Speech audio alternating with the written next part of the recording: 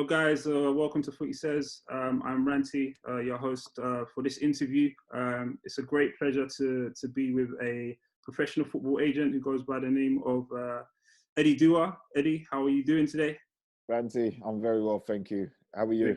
Yeah, I'm not too bad, keeping well. How are you keeping occupied during this quarantine? Well, I think a lot of things has changed. We're learning new norms in terms of working from home. I've never used Zoom and Skype and other video portals to do meetings as much as I have done in the last 3 or 4 weeks. So it's a learning curve for me, and I'm sure it'll be a learning curve for everybody else as well. So I think we're all in the same boat, really. But I think the most important thing is us keeping safe and keeping well and hoping that, we come out of this horrible situation as soon as possible. 100%. Yeah, I believe everyone shares that same sentiment. I wanted to ask you, obviously, for footballers at this time, it's probably about, staying fit, staying on top of their training regime, whether that be via Zoom or whatever it is. Sure. But as an agent, during this, unprecedented time, what is it that you're doing to make sure that you're keeping occupied and you're keeping in routine with your daily job? Well, I think you said something. The key word there is it is unprecedented times at the moment, and I think what we're trying to do, and I can only speak for myself and friends and colleagues that I know that are in the game as well, that we do the same thing. Is we're just trying to, obviously, from my perspective, speak to as many of my clients as I can. Let them know that, check on their welfare first and foremost, make sure that they're all okay, their friends and their family are all well.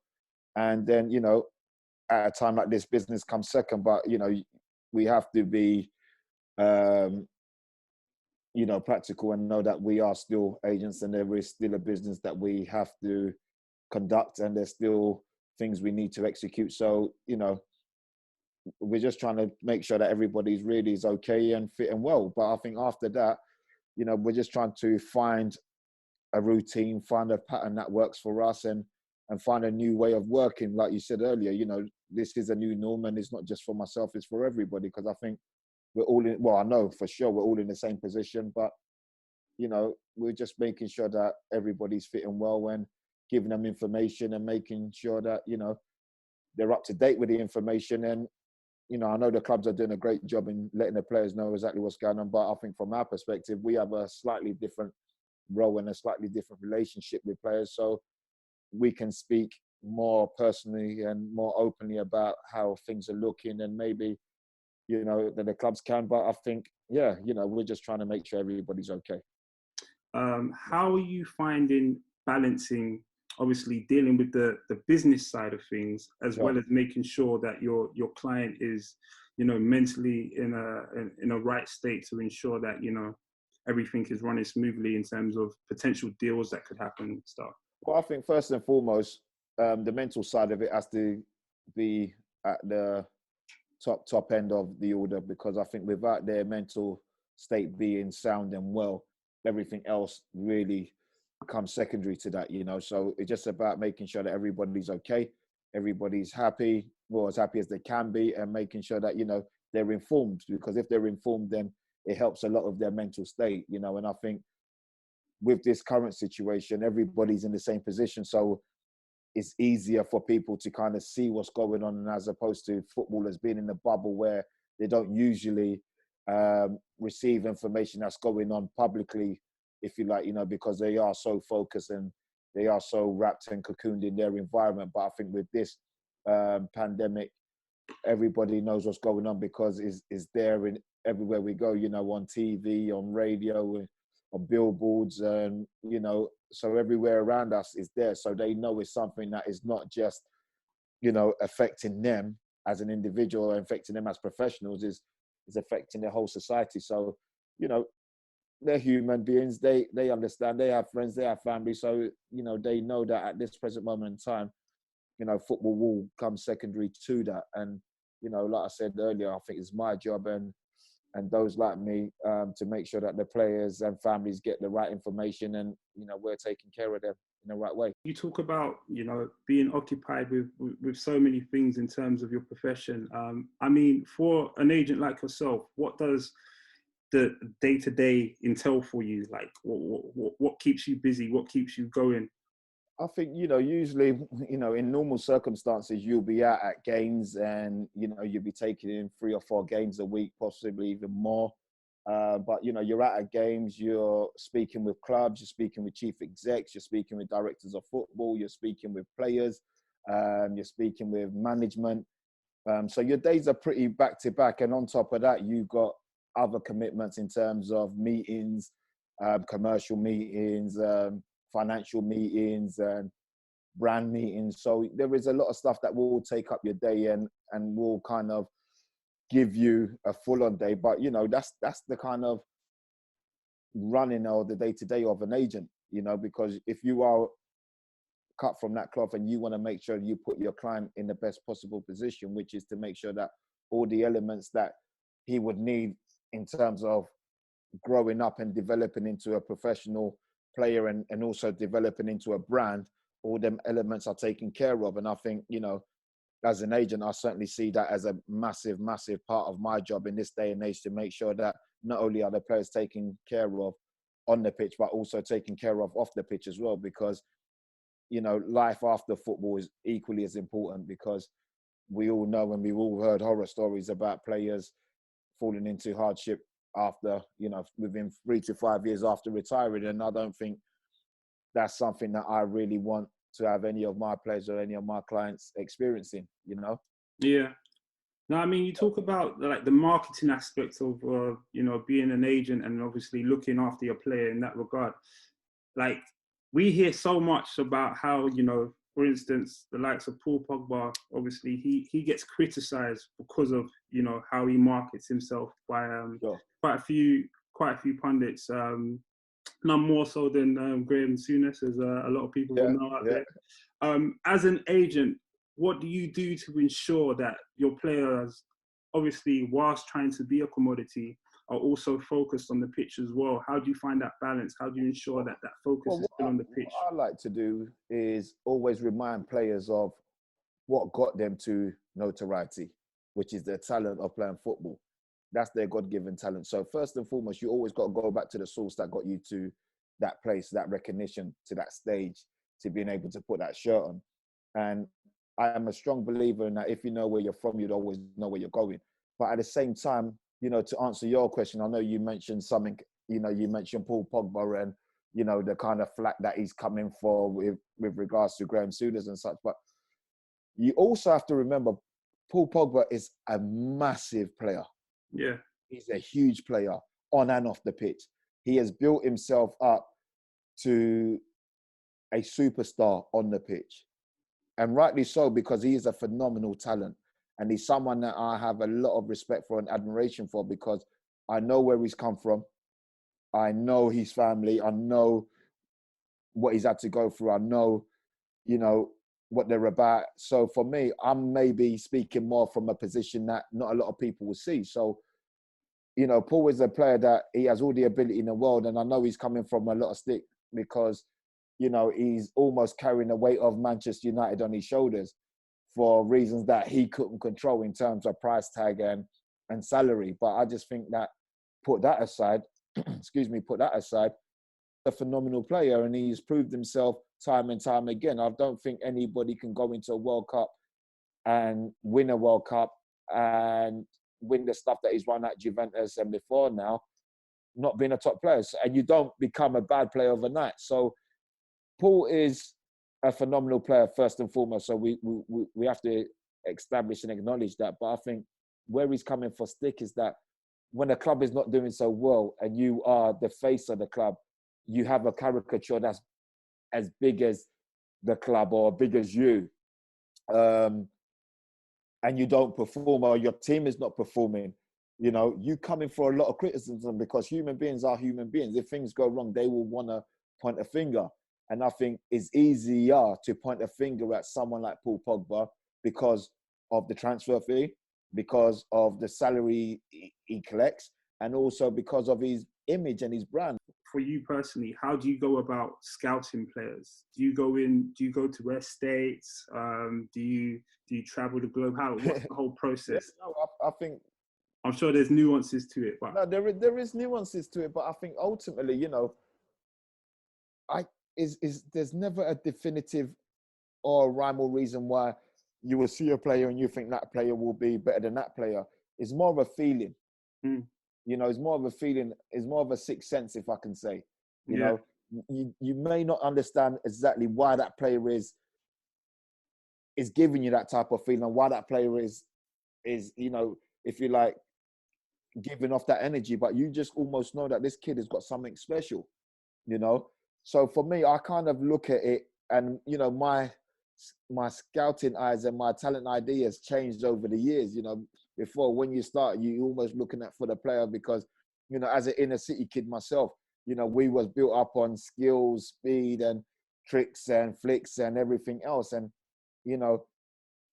I always was attracted to that because that's what I knew. But I think what I've learned in the business and through people that's been in the business before me, and also taken on board through my own experiences, is that you would rather a player that is solid, that is dependable, that is able to carry out information, and that will turn up on a weekend, and they're the type of players that will go on and have great careers. So from that perspective, as an agent, that's the kind of player you will put your hat on, if you like, because the players that do have the tricks and flicks, they're great, but they almost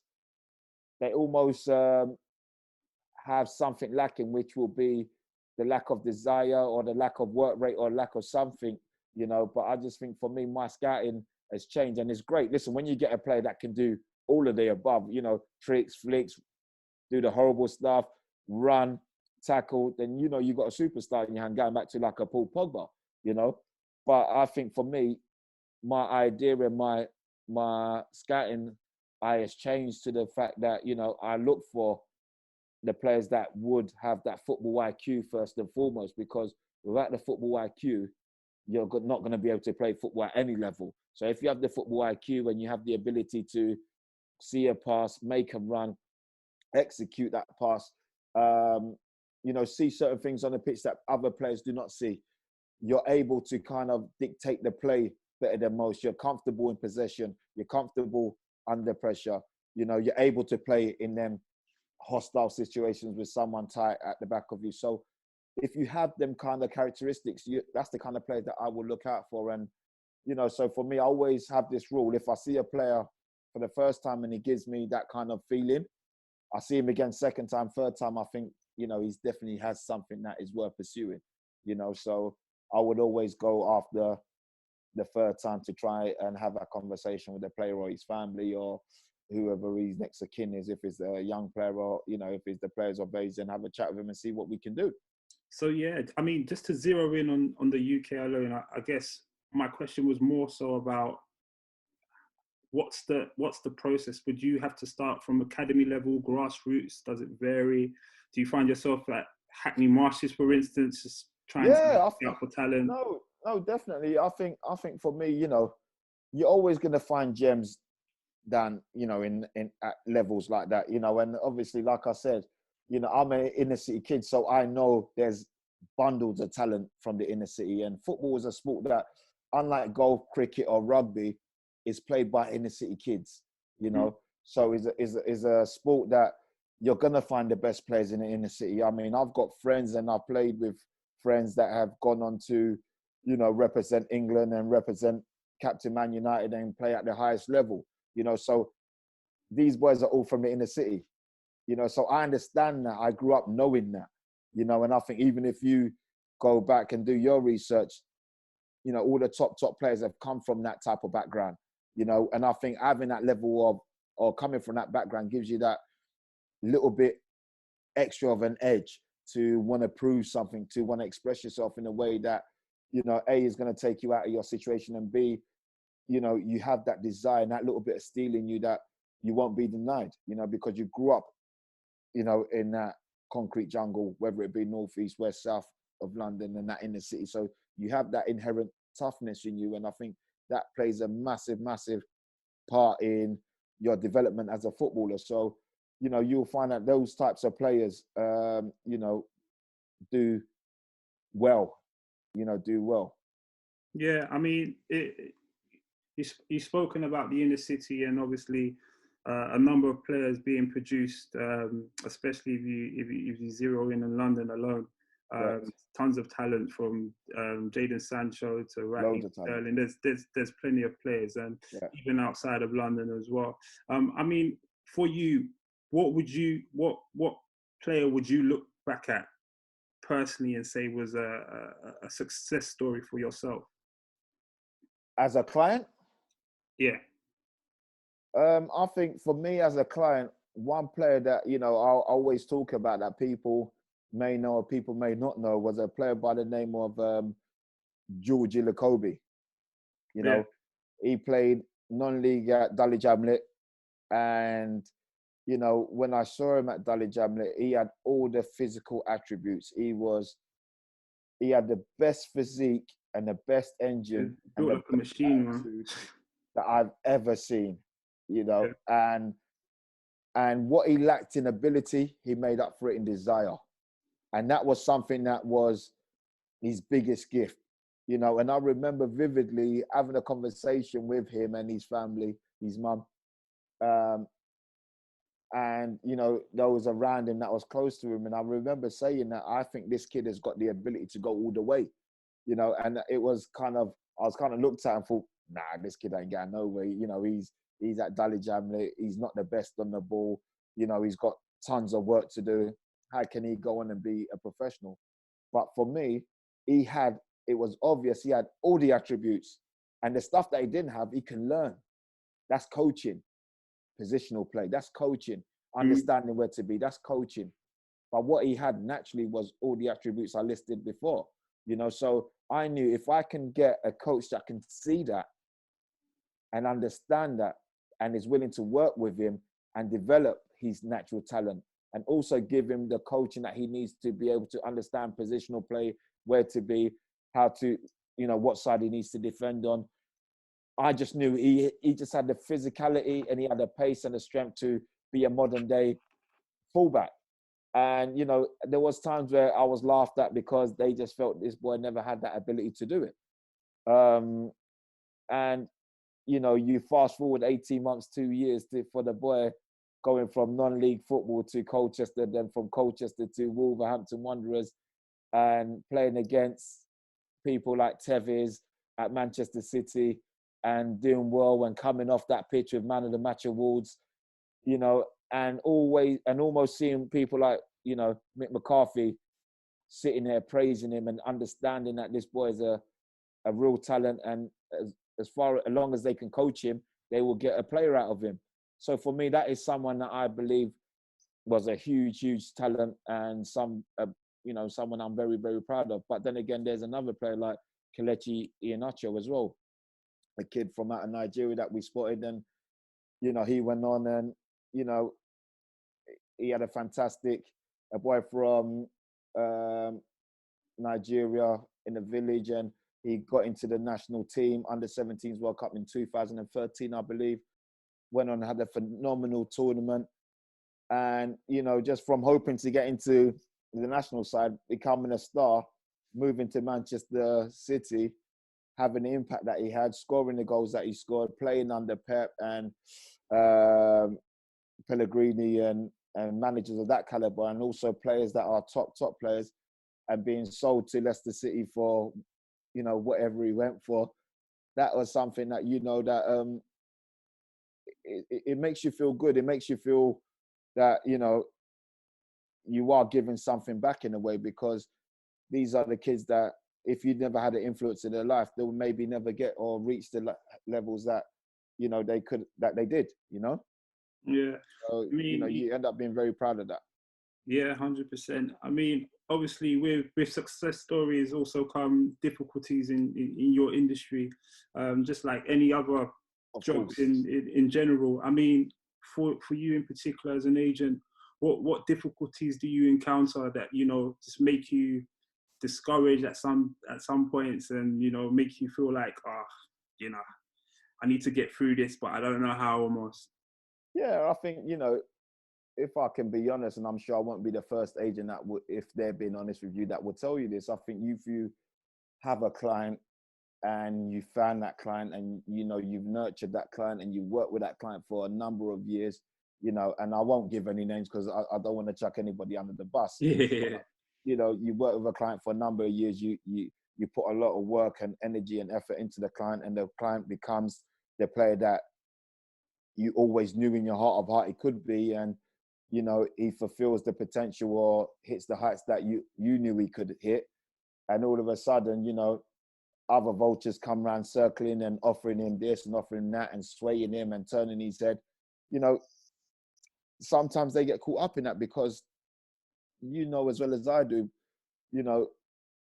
humans and people get attracted to certain things. And I think it's always difficult when you've got a young kid with nothing and all of a sudden he has this talent and everybody starts raving about him and starts talking about him. It's very, very hard and very, very difficult to keep his feet on the ground and he's, keep him at a level head, because I think, like anybody, you will believe in the hype and you will start to believe in what people are saying. But again, not everything that shines is gold, and sometimes people will tell you things for the wrong reasons. And players are no different. They do sometimes fall into the trap of, come with me, I can do this, or come with me, I can do that, and I'm gonna be better for you than Eddie was or Eddie is and stuff like that. But at the same time, like I always say to players whenever I've been in them situations, is that where were them agents when you never had nothing?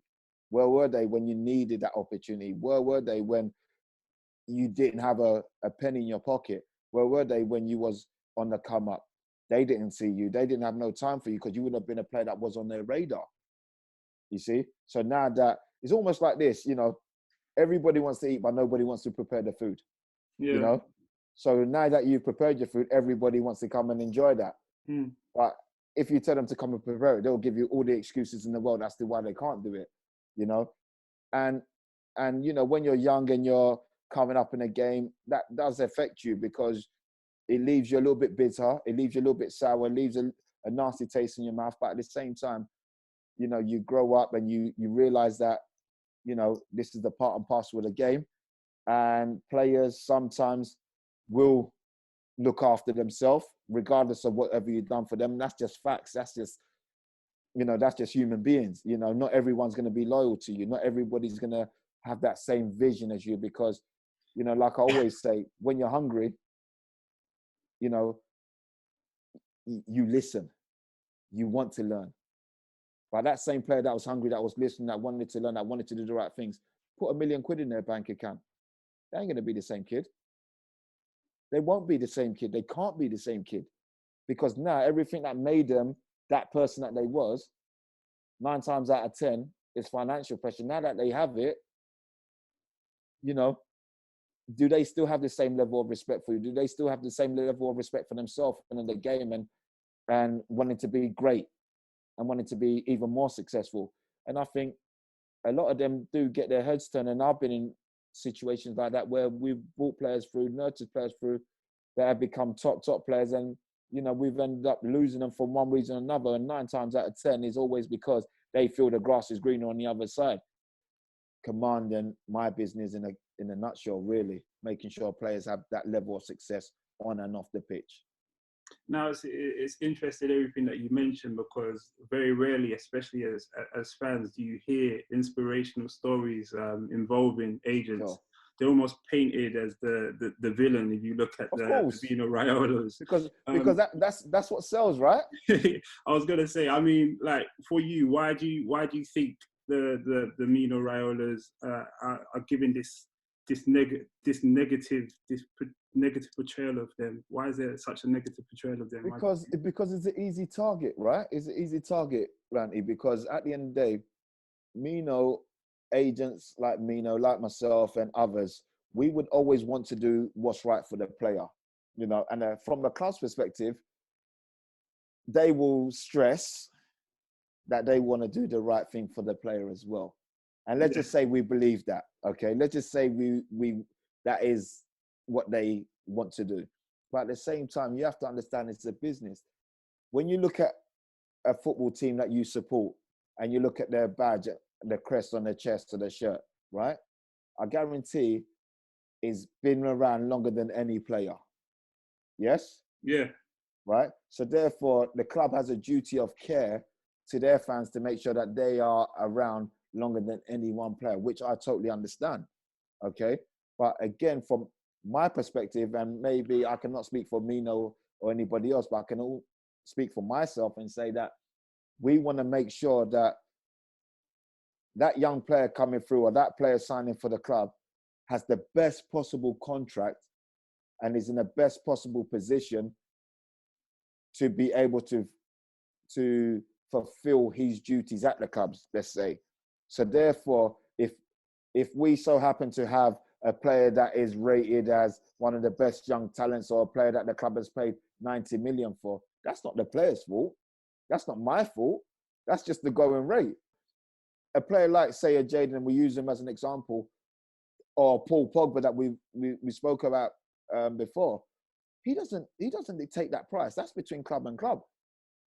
Paul just, once that's agreed, now it's down for myself or Mino or whoever represents that player to turn around and say, okay, well, these are my personal terms for my client. So once he's agreed them personal terms for the client, then he would agree his personal terms for himself as the agent. You know, and I'm a great believer that you have to put the player first before you as an agent agree your terms, because ultimately he's the talent. He's the talent that's got to play, and he's the talent that's going to have that pressure, not me. Yes, I've had pressure in terms of working and building a relationship with you and getting you to where you're at.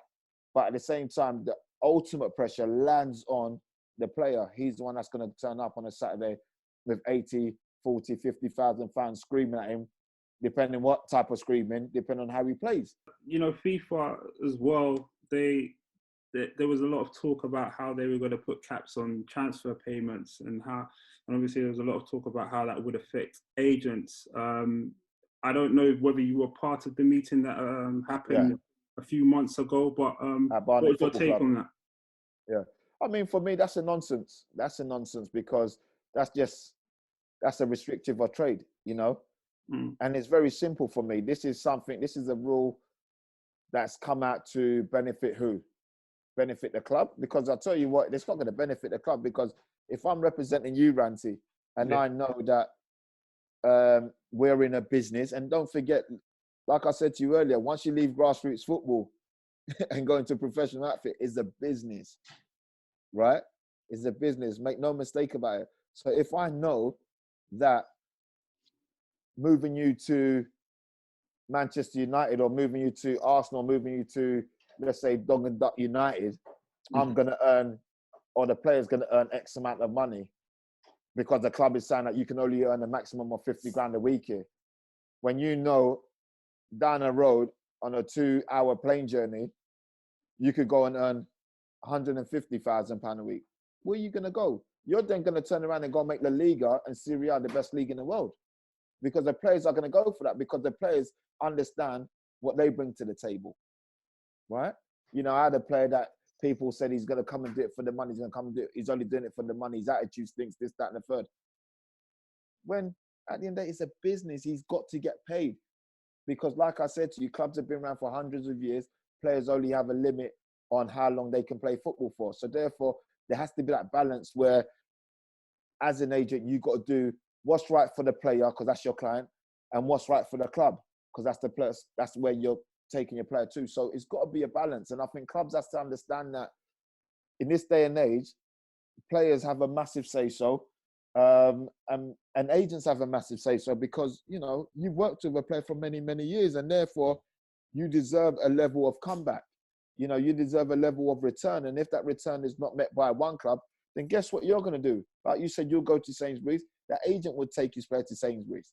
You know, that agent would take his player to a club that is going to fulfill his financial demands and give him that opportunity to play first team football. So, you know, I don't think, and I think I'm always wary and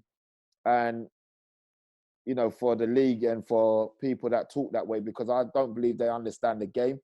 And far too often people that, wear suits, don't understand the game, make these rules, and they don't know what people like myself go through on a day-to-day basis. And I think if you have that idea and you have that intention, what you're going to do is you're going to dilute the Premier League. It's going to lose a lot of money. It's not going to be the best league in the world. Players are not going to come here. Players are going to go elsewhere. And therefore, us as agents, we're going to look to take our players to the best league and to where they can get fulfilled and rewarded the best. When you want a player to sign a new deal for your club who's good, and it's taking ages and ages, and you find out during the transfer window he's about to go to a new club, as you say. So, well, I think there's many reasons for a deal falling through, and I think sometimes what the public doesn't see, when I say the public, what the fans don't see and what the fans don't know and what they're not privy to is to stuff that goes on behind the scenes. And the stuff that goes on behind the scenes 9 times out of 10 determine or have a massive influence on whether the deal gets done or it doesn't get done. And you got to remember as well, Ran, a club has a duty of care to its fans. Okay, they are an institution, so they always have to be looking to be saying the right things, to be doing the right things. What happens behind closed doors is a completely different conversation. Okay, so therefore, if as a football club, you got a top player at your football club, and let's just say, for example, you're a top 6 side, but you've got a player that should be playing in the top 2. 9 times out of 10, you're going to lose that player because you will not be able to fulfill that player's demand, that player's potential, or where that player is at the moment, because that player is going to want to test himself at the highest level. So therefore, from that perspective, you can go from being a selling club, which you have to be because that player needs to now go and test himself at the highest level. So therefore, if you lose that player, you got a player like Jack Grealish at Aston Villa. It's only a matter of time before he leaves Villa. And I think when he does leave Villa, if fans are being honest with themselves, they're going to know that they've got to lose that player because he is better than what Villa is doing at the moment. Villa is a fantastic club. It's a huge club. But when you're looking at it from a pure business standpoint, if a Manchester United, a Liverpool or Tottenham or Arsenal come in for a Jack Grealish, it makes sense on every single level and every single front for him to go and have a look at that opportunity. Whether he signs or not is another situation, but he would need to go and have a look at that because they can fulfill his ambition. They can fulfill his potential earnings. So therefore, there's so many different elements that goes into making a deal. So when a deal falls through, 9 times out of 10 is because the club that have the player don't value the player as to where the player values himself or as to where the agent will value the player. So therefore, there's that discrepancy and that grey area where, club and the player and his representatives can't meet, So therefore, it will be done in a case of, well, if Club X want him, then we're going to go and do a deal with him or them, So 9 times out of 10, that's what intends to happen. Would you say the process tends to be quite long as well when the player wants to probably not necessarily force a move, but is opting for a move away from the club? Or well, I think it depends in which way you look at it. If a player's contract is running down, and you say a player's got a year left on his contract and he's able to talk to clubs after the next 6 months or so whatsoever, then it can be done fairly quickly because especially if it's a high profile player or a player playing at the top of his level, at the top of his game for a club that is not in the top 5 or top 3 or top 6, then is an easier transition and transaction, But if it's a player that is years on his contract, that has got years on his contract, then I think clubs will look to get the best money for him. Clubs will look to get top dollar, and rightly so. And I've always said to players, listen, you sign a long-term deal. If a bigger club does come in for you, it ain't going to be as easy to maneuver because the club has agreed to our terms and conditions in giving you this new deal for the next 3 to 4 or 5 years. So therefore, if another club comes in for you, unless if they meet that evaluation that your club has set for you after you penning this new deal, then just concentrate on playing your football, you know? Leave that to the club to say, you know what, I really like him. I'm going to go and break the bank for him. Or guess what? I like him, but I don't like him enough. Then guess what? You're still in that situation and you're still in that position where you are playing football, you are earning a fantastic wage, and you are still, you know, idolized by your club, if you like, and, you know, having a, you know, you got yourself a position where you're financially secure, you got a long-term contract, and you're playing football week in, week out.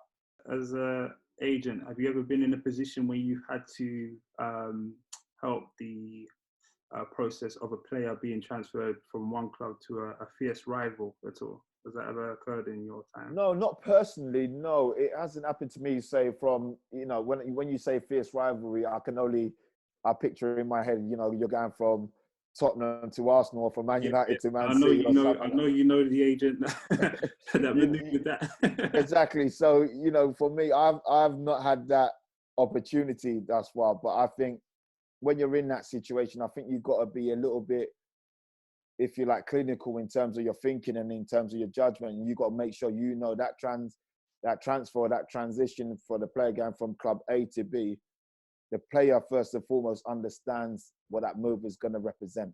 Yeah, I mean, technically, he didn't actually transfer from Spurs to Arsenal, did he? He was a free agent. Oh, right? I think it was horrendous business on Spurs. You know, I know that's a club that you support and you love. I think it was horrendous business on their part. I think when you got a player. I'm one member of FootySays, by the way, before anyone says that I'm biased. Sorry? Can't. Go on. Sorry? No, I was just saying I'm one member of FootySays. There's a number of. No, of course you are. Yeah, no, definitely. But I think, you know, if a club has a player that they say they value, but they're not yet, or they haven't met him with a new contract that, you know, reflects the level of the player's ability, then you're always in for an opportunity for your player to go elsewhere, because that's just the name of the game. You know, that's the name of the game. And whether we like, us as fans, and I am a fan, us as fans like to believe it or not, it's facts. And that's what happens in football, because, you know, clubs would always want to get the best players. People will always strive to be the best. And I think that's just human nature. Yeah. And if you have an asset at your club, from a club's perspective, you know, clubs always want to save money. You might have your top player, but they might not want to pay him top dollar. But they might want to pay him top dollar when the agent turns around and says, well, basically, if you don't do that, he's going here. You know, then all of a sudden it's like, oh, wait a minute, you know, let's have a chat. Well, the boys played 30, 40 games, scored 20 odd goals. Why have we not had that conversation? You know, why have we not had that conversation? So therefore, there's a level of responsibility and onus on the club to make sure that the player is taken care of as well, if they value their player. Or they may just want to cash in on that player because you don't know the circumstances of the club financially. So there's many factors that goes into a transfer that, you know, fans do not necessarily know, or is not, you know, is not spoken about by the club, because at the end of the club is a brand and they want to keep their brand as high as possible. So therefore, them talking about, you know, we knew we was going to lose the player and we didn't do nothing to sign him, it's not really good business for the club, and it doesn't put the club in a favourable position to their fans.